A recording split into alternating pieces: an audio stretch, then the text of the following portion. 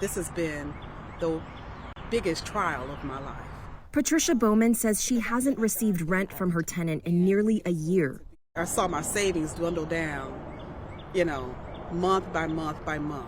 Small independent investors like Bowman own about 16.5 million single-family rental properties in the U.S., and a rough estimate from HUD suggests some 1.3 million of those mom-and-pop owners are now struggling to pay their mortgages due to missed rental payments.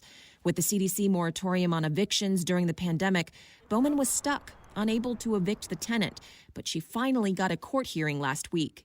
Ms. Bowman, judgment is in your favor for $7,650 plus court costs.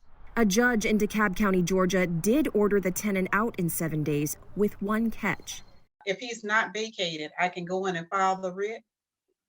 Yes, ma'am, that is correct. After the writ has been filed, will the marshals still come out to actually do the eviction? They will once the moratorium has been lifted by the CDC.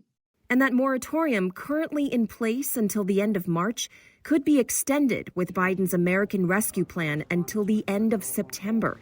That means her tenant could stay in her house for another 6 months, even if he continues to not pay rent. With her own medical bills piling up from a recent bout with breast cancer, it's something she simply cannot afford.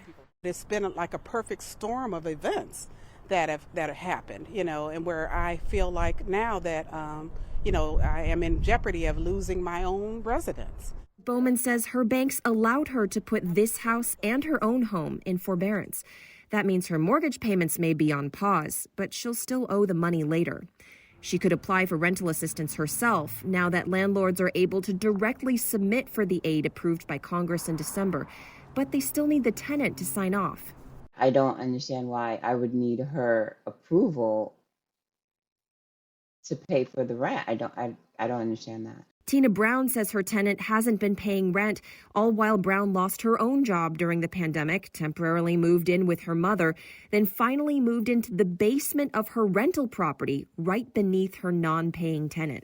Being strapped financially, dealing with COVID, dealing with not knowing where you're going to live, and then also dealing with the possibility of losing your property, it's terrifying.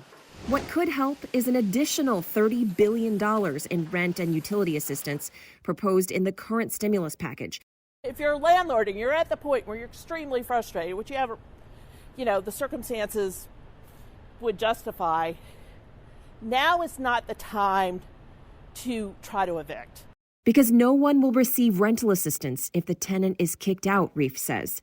She says advocating for tenants is also advocating for smaller landlords, too, who provide most of the scarce affordable housing in this country.